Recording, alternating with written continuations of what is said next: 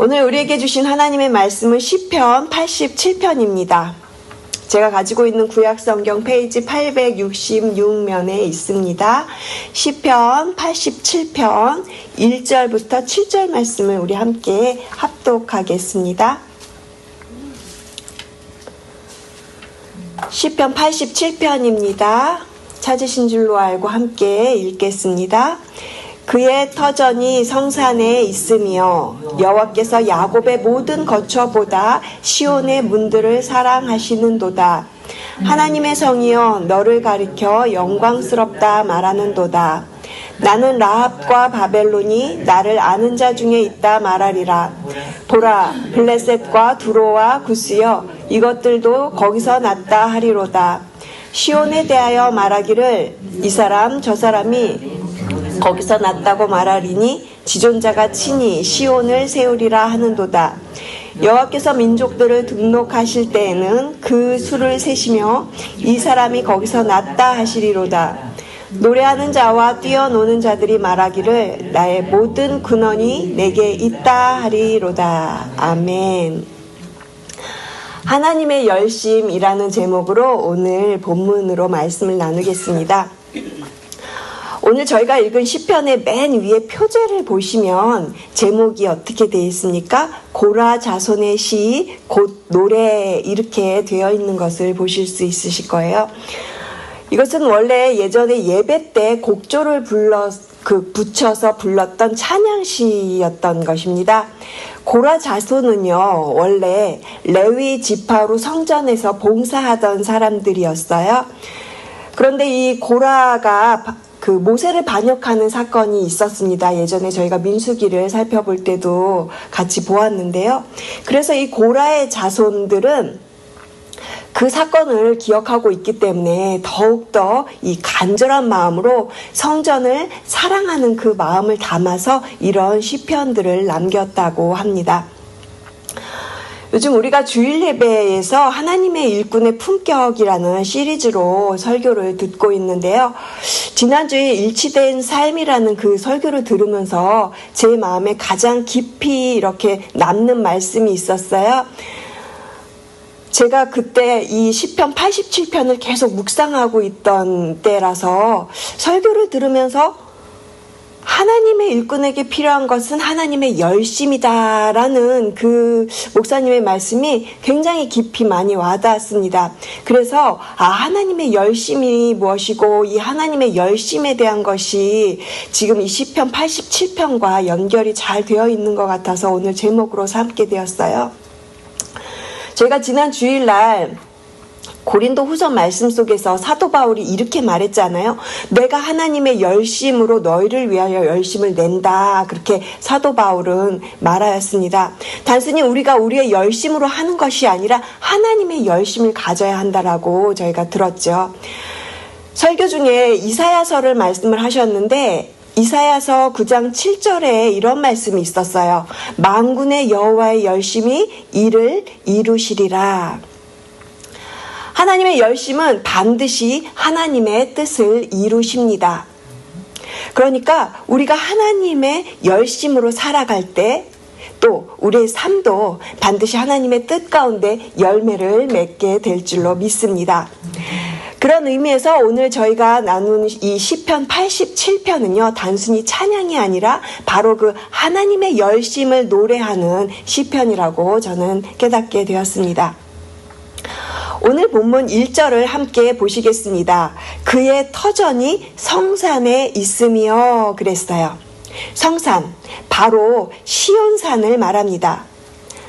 그런데 이 시온산은요, 사실 높고 그렇게 웅장한 그런 산이 아닙니다. 사실 우리나라 높은 산들에 비하면 그냥 낮은 언덕 수준이에요. 그냥 우리가 여기서 자주 이렇게 볼 수 있는 나지막한 힐 같은 정도라고 할 수 있을 겁니다.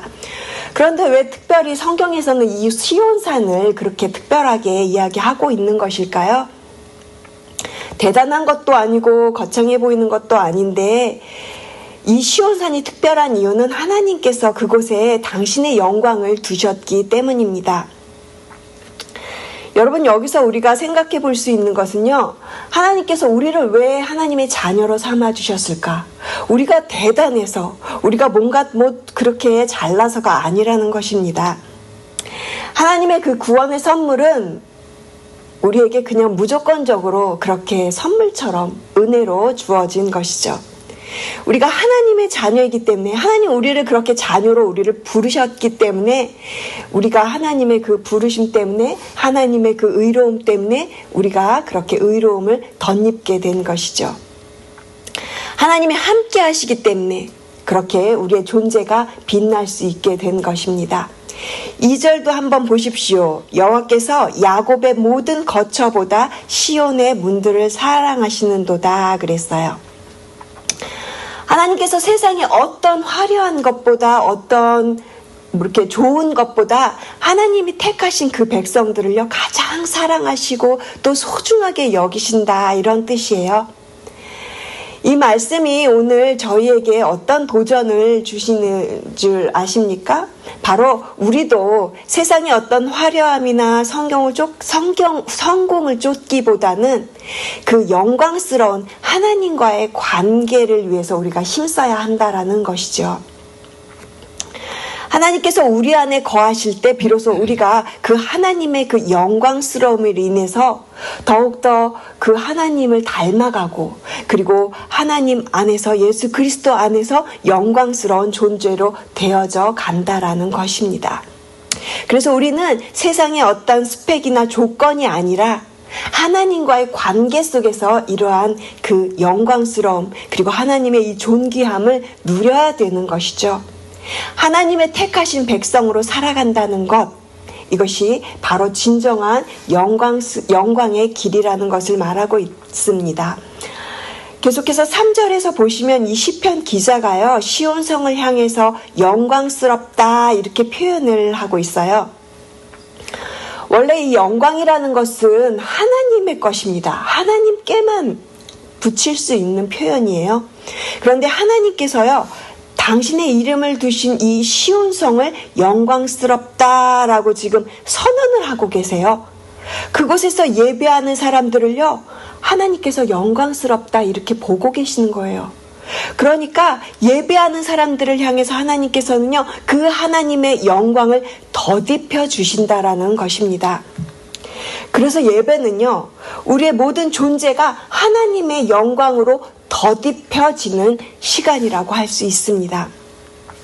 그래서 이 예배의 자리가 그렇게 영광스럽고 존귀하고 귀하고 빛난 자리가 될 수 있다라는 것이죠. 그런데 안타까운 것은 요즘에 저희가 이런 예배의 영광, 교회에서의 정말 교회다운 그 영광을 우리가 많이 잃어버리고 있는 것 같습니다. 교회가 교회담을 잃어버리고 있는 이 시대에 저희가 계속해서 말씀 속에서 회복해야 될 것은요, 바로 하나님의 영광이라는 것입니다. 그렇다면 하나님은 어떤 분이시라 영광스러우실까요? 우리가 4절을 계속해서 보시면 더욱더 하나님의 이 놀라우신 하나님에 대해서 저희가 더 알 수 있는데, 우리 함께 4절 말씀 같이 읽겠습니다. 나는 라합과 바벨론이 나를 아는 자 중에 있다 말하리라. 보라, 블레셋과 두로와 구스여, 이것들도 거기서 났다 하리로다. 저희가 지금 시편 87편 4절 말씀을 읽었습니다. 여기에 5 나라가 나오는 것을 볼 수 있습니다. 라합, 바벨론, 블레셋, 두로, 구스, 이렇게 5 나라가 나오는데요. 라합은 저희가 아는 그 여리고에 살던 그 라합이 아니고요. 이것은 나라 이름이에요. 이 라합은요, 애굽을 뜻합니다. 애굽. 그러니까 애굽, 바벨론, 블레셋, 두로, 구스, 이 나라들을 말하고 있는데요. 이 나라들이 어떤 나라였냐면 모두가 다 그 고대 이스라엘의 그 원수로 여겨졌던 나라들이었어요. 그런데 오늘 이 시편 87편에서 이 열방의 이 나라들 향해서 어떤 놀라운 예언을 하는지 한번 보십시오. 이 원수들이 하나님을 알게 되고 또 시온에서 태어났고, 다시 말해 하나님의 자녀가 될 거다라고 이렇게 선언을 하고 있는 겁니다. 하나님의 구원이 이스라엘만에게만 해당되는 것이 아니라 그들의 대적이었던, 그들의 원수였던 그 민족들까지 포함하고 있다라는 그 메시지예요. 구약 성경에서도요, 정말 파격적인 선언이라고 할 수 있는 거죠. 이스라엘은 자신들을 선민이라고 하나님이 자신들만을 선택했다라고 하는 어떤 선민 사상이 있었는데, 그것을 완전히 뒤집을 수 있는 그 이방 나라 열방을 향한 굉장히 놀라운 복음의 메시지라고 할 수 있는 것입니다. 하나님은 그분의 원수라고 여겨졌던 사람들조차 그렇게 품으십니다. 그들을 회복시키시고, 그리고 하나님의 백성으로 삼으시는 그 이것이 하나님의 열심입니다. 얼마나 놀라운 복음입니까? 이스라엘이 멸망한 후에 어쩔 수 없이 이 열방에 흩어져서 살아야 했던 그 때가 있었잖아요. 그런데 하나님께서는요, 그 흩어진 이스라엘 백성들을 통해서 오히려 열방의 이 땅들, 열방의 민족들을 변화시키시고자 하셨던 것이죠. 포로가 되었던 그들에게 새로운 사명을 주시고, 그리고 그들을 통해서 열방 가운데 하나님의 이름이 증거되게 하신, 하나님의 그 영광이 나타나게 하신 것입니다. 그리고 지금도 여전히 그 사명은 현재 우리에게도 동일하게 주어진 사명입니다. 그러면서 이어지는 중요한 표현들이 반복적으로 나오는데요. 5절, 6절을 보시면 거기에 반복되어서 거기서 낫다라는 표현을 보실 수가 있습니다. 여기서 거기는요, 바로 시온을 말합니다.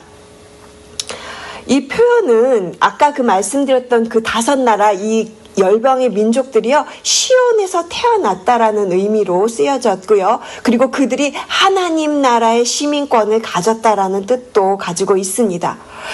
얼마나 놀라운 말씀입니까? 굉장히 놀라운 말씀입니다. 하나님께서요, 이스라엘만 선택하신 것이 아니라 모든 그 열방의 민족들을 그렇게 하나님의 백성으로 등록하셨다라는 의미입니다. 이 6절에 보시면 등록하신다라는 말을 보실 수가 있습니다. 히브리어로 등록하신다라는 말이 카타부라는 말인데, 바로 새긴다, 이 센다, 넘버를 센다, 그런 뜻도 있고요. 하나님의 마음에 새겼다, 이런 표현도 있습니다. 그리고 기록 장부, 그러니까 생명책이라는 뜻도 가지고 있어요. 하나님께서는요, 우리 각자의 이름을 주님의 생명책에 기록해 주십니다. 마치 목자가 양을 한 마리 한 마리 그렇게 세듯이 우리 한 사람 한 사람을 잊지 않고 우리를 기억하시고 또 우리를 보호하시고 잃은 자를 찾으신다는 것, 이것이 바로 하나님의 열심입니다. 그러니까 우리도 이 시편 87편을 믿음으로 고백해야 할 줄로 믿습니다.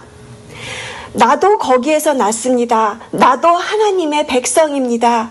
그리고 내 옆에 있는 사람들, 교회 밖에 있는 사람들, 내 가정에 있지만 아직 예수님을 모르는 나의 가족들, 다 하나님이 품고 계신다는 것, 그리고 하나님의 그 생명책에 이름을 기록하고 싶어 하신다는 것이 오늘의 중요한 메시지이신 것이죠.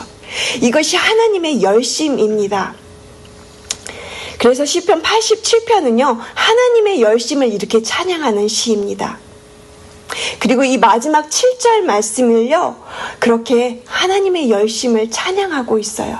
그래서 우리 이 시편 마지막 7절 말씀 같이 우리 함께 큰 소리로 같이 7절 말씀 읽겠습니다.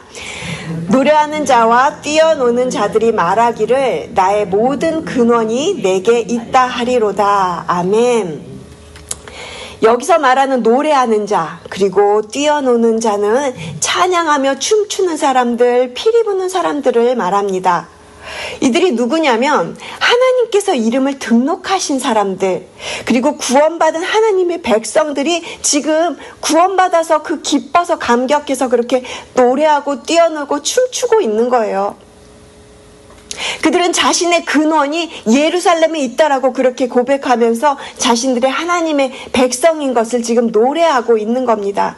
그렇게 될 것이다 라고 이미 그 시편이 지금 예언하고 있는 것입니다. 여러분 한번 생각해 보십시오. 이 시편 87편이 기록되었을 당시에 하나님을 아는 사람들은요, 정말 제한적이었어요. 사실 이스라엘 사람들이 선민이라고 믿을 만큼 그 사람들만 있었습니다. 그런데 지금 한번 생각해 보세요. 예수님 이후에 지금 오늘을 살아가는 저희 이 시대를 한번 생각해 보시자고요. 사실 얼마나 많은 사람들이 예수님을 믿고 있습니까? 창조 때부터 지금까지요, 그 하나님의 구원이, 그 복음의 그 하나님의 열심이요, 전 세계에 퍼져 있다라는 것입니다. 점점 더 하나님의 말씀대로 하나님의 그 백성의 수가 채워져 가고 있고, 하나님의 이 구원의 역사가 점점 더 확대되고 있는 것, 확장되고 있다라는 것을 한번 생각해 보면 정말 놀라운, 오늘 이 시편 87편의 예언은요, 굉장히 놀라운 고백, 믿음의 고백이라고 할 수 있는 것이죠. 이것이 하나님의 열심입니다. 오늘 이 7절의 고백이 모든 것을 품고 있는 놀라운 고백입니다. 하나님의 구원이 너무나 기쁘고 감격스러워서 그렇게 노래하고 기뻐하고 뛰고 춤춰요. 그리고 고백해요. 나의 모든 근원이 시온에 있습니다. 하나님의 사랑과 은혜 안에 있습니다.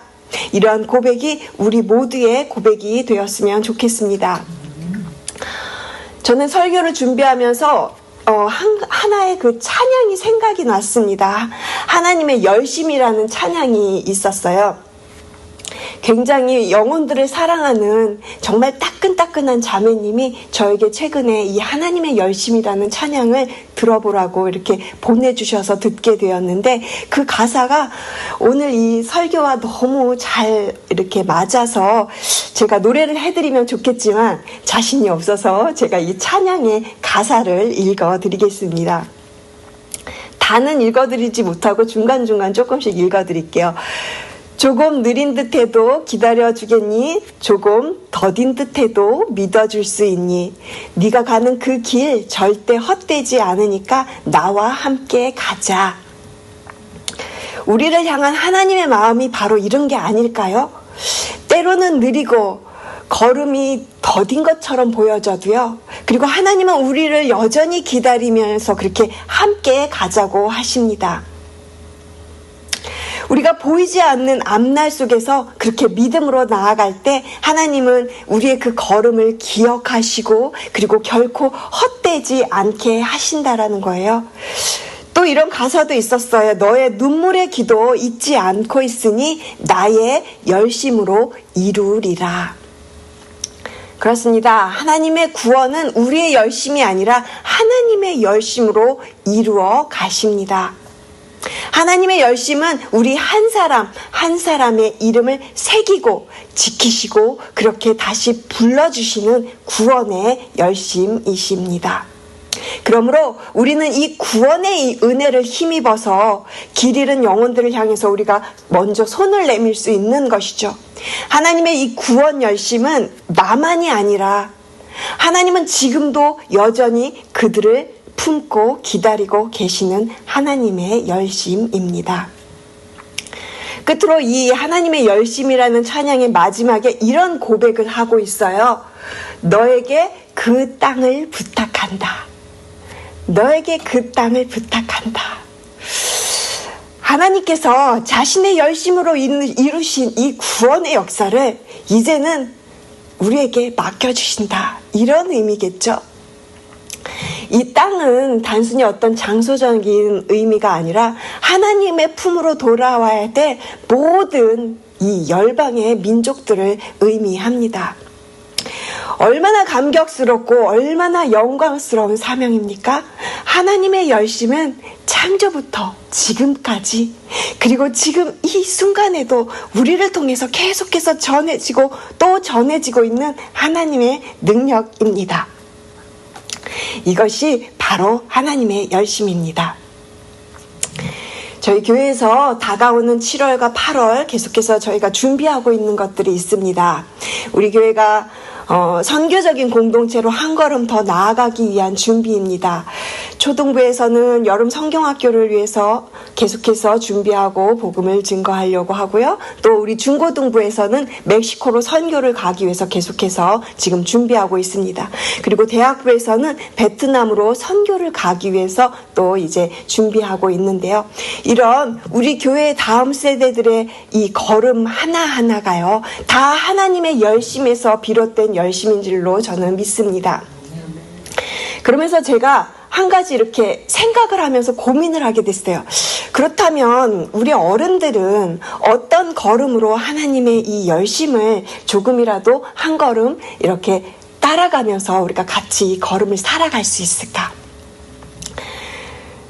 좀 며칠 고민했습니다. 저는요, 이런 생각이 들었어요. 우리가 먼저 이렇게 새로운 사람들한테 손을 내밀어야 되겠다라는 생각을 했습니다. 제가 이렇게 보니까 어린이들도 그렇고 유스, 대학부, 우리 어른들 포함해서 좀 친구가 돼야 되는 것 같아요. 그런데 이 친구가 된다라는 거, 새로운 사람들이 와서 내 친구가 돼주세요 이러고 절대 못 하시잖아요. 그러니까 우리가 기존에 계시는 분들이 먼저 다가가서 손 내밀고 친구가 되어줘야 되겠다. 우리가 이 익숙한 관계에서만 머물지 않고 새로운 사람들한테 먼저 다가가서 그 관계를 좀 새롭게 만들고 친구가 되어주는 일, 그것이 어찌 보면 우리가 할 수 있는 하나님의 열심을 품은 걸음이 아니겠습니까? 이런 하나의 걸음을 통해서 우리 교회가 더욱더 선교적인 공동체로 세워질 거라고 저는 믿습니다.